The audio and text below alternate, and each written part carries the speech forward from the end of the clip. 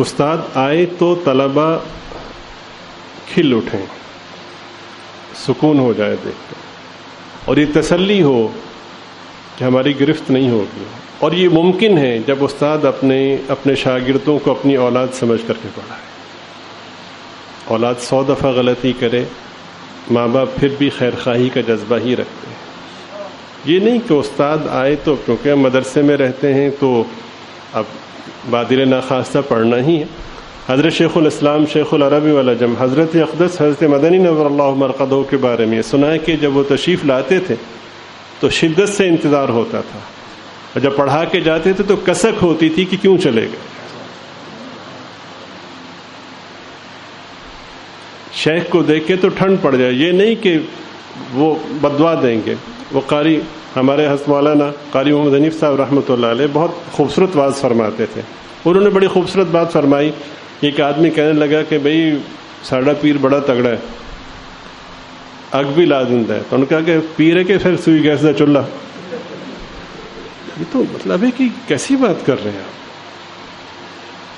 شفقت ہی شفقت ہے، نرمی ہی نرمی.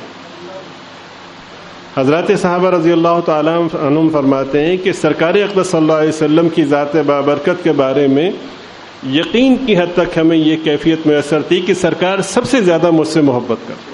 ہر شخص کا یہ ذہن تھا، ہر شخص کا یہ یقین تھا. یہ جب اتباع ہی کا نام دین ہے تو پھر یہ ہونا چاہیے. اور وہ تب ممکن ہے کہ شیخ اپنے مریدین کو، سبھی مریدین کو اپنے سے 1000 گنا بہتر سمجھے، استاد اپنے شاگردوں کو اپنے سے 1000 گنا بہتر سمجھے. پھر بہتر کی بے ادبی کا امکان بھلا باقی رہ جاتا ہے؟ اگر بہتر کی بھی بے ادبی کر دی تو پھر اس کا مطلب ہے کہ آپ کا دعویٰ غلط.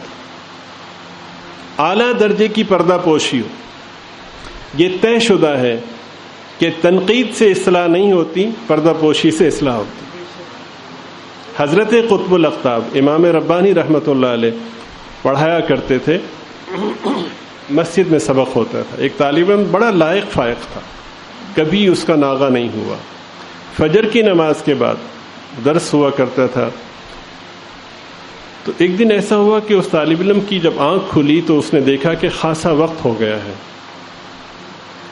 اور نماز بھی قضا ہو گئی. جب اٹھا تو اس کو احساس ہوا کہ مجھ پر غسل بھی لازم ہے. اب اس نے سوچا کہ آج تک میرا ناغہ نہیں ہوا، آج اگر ناغہ ہو گیا تو استاد صاحب کی جو دعائیں مجھے مل رہی ہیں، جو ان کی شفقتیں مجھے میسر ہیں، مسلسل پابندی کی، ظاہر ہے کہ ایک طالب علم بڑا ہی لائق فائق ہو اور اس کے ساتھ ساتھ پھر وہ خدمت گزار بھی ہو، اطاعت گزار بھی ہو اور صلاحیت، تو اس پر اضافی توجہ استاد کی ہوتی. بعض اوقات ایسا ہوتا ہے کہ کسی ایک طالب علم پہ استاد فوکس کرتا ہے اس کی صفات کی بنا پہ. بھئی یہ طالب علم متقی بھی ہے اور یہ طالب علم مؤدب بھی ہے، تو یہ استاد کے اختیار میں نہیں ہوتا، وہ طالب علم خود توجہ لیتا ہے. تو وہ اس طرح کا طالب علم تھا.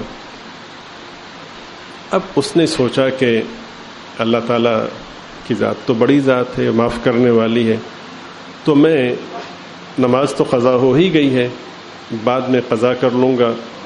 غلطی اس سے یہ ہوئی کہ وہ بغیر غسل کیے اس بات کی بنا پر، اس ڈر کی بنا پر کہ کہیں استاد صاحب کی دعاؤں سے محروم نہ ہو جاؤں، وہ جا کے درس میں شریک ہو گیا. وہ جیسے ہی پہنچا تو استاد صاحب کو اللہ تعالیٰ نے جو من کی آنکھیں تھیں ان سے وہ ساری کیفیت اللہ تعالیٰ نے دکھا دی. استاد صاحب کو پتہ چل گیا کہ یہ طالب علم پاکی کی حالت میں نہیں ہے اور ڈر کی بنا پہ آ گیا.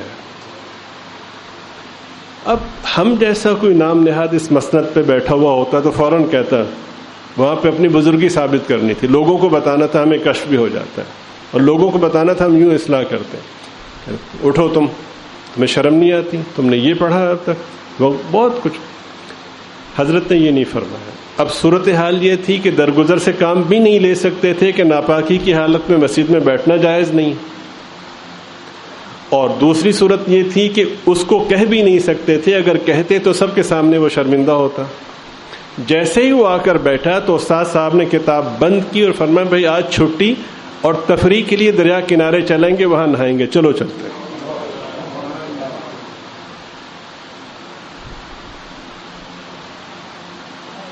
آپ سمجھ رہے ہیں؟ ایک صاحب فرمانے لگے کہ میرے ماں باپ وہ ہیں جو مجھے آسمان سے زمین پہ لائے، اور میرے استاد وہ ہیں جو مجھے زمین سے آسمان پہ لے کر گئے۔ سرکار فرماتے ہیں کہ انما بعثت معلما، اللہ نے مجھے معلم بنا کر کے بھیجا ہے۔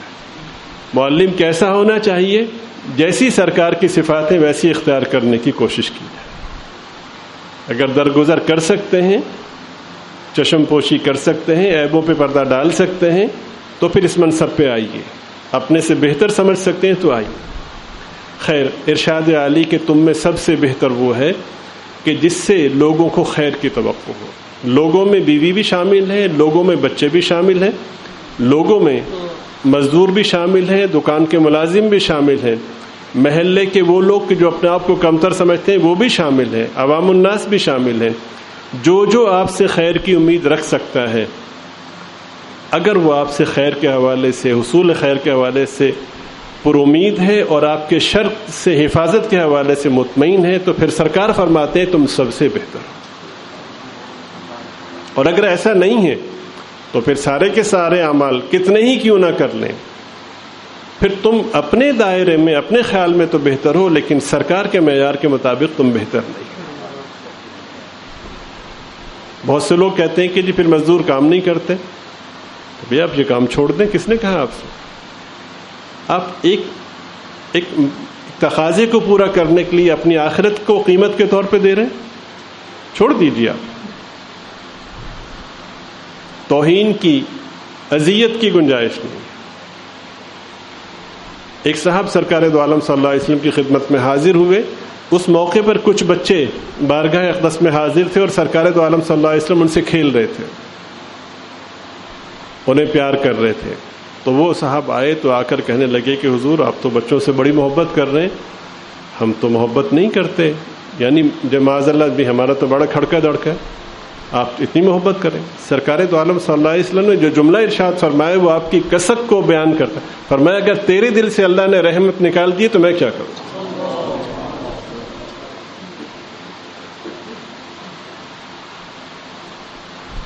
اگر کر سکتے ہیں تو اس منصب پہ آئیے۔ اور اس منصب کا کیا ہے؟ عام معاشرے میں جب کہیں سے گزریں تو لوگوں کو ٹھنڈ پڑ جائے۔ حضرت فرمایا کرتے یہ نہیں کہ باپ گھر میں آئے تو بچے چھپنا شروع ہو جائیں، بیوی سہم جائے، نہیں، باپ گھر میں آئے تو بچے خوش ہو جائیں، گھر والے خوش ہو جائیں کہ الحمدللہ کہ یہ اللہ تعالیٰ کی رحمت کا مظہر ہے۔ شاگردوں میں جائیں تو طلباء خوش ہو جائیں کہ ادب کے ساتھ ساتھ ان کو یہ محسوس ہو کہ اللہ کی رحمت کی بارش نازل ہو رہی۔ یہ نہ ہو کہ آپ بے ادبی کا ڈراوا دے کر آپ ان سے کام کروائیں، ایسا نہیں۔ اور یہ اس سسٹم کو سمجھیں، ادھر درگزر کریں گے تو ادھر سے درگزر کا معاملہ ہوگا، ادھر پردہ پوشی ہوگی تو ادھر سے پردہ پوشی ہوگی، ادھر رحمت کا معاملہ ہوگا تو ادھر سے رحمت کا۔ میری پردہ پوشی، میری طرف سے نرمی تو جزوی ہے، وہ تو سراپا رحمت ہے۔ اللہ تعالیٰ مجھے آپ کو ہم سب کو سمجھنے کی اور اخلاص کے ساتھ عمل کی توفیق عطا فرمائے۔ اگلی نشست انشاءاللہ اسی کا تسلسل ہوگی۔ اللہ تعالیٰ کہنے سننے میں کوتاہیوں کو معاف فرمائے، عافیت کے ساتھ دارین میں پردہ پوشی کا معاملہ فرمائے، اور اپنے کرم سے ہم سب کا خاتمہ ایمان پر فرمائے۔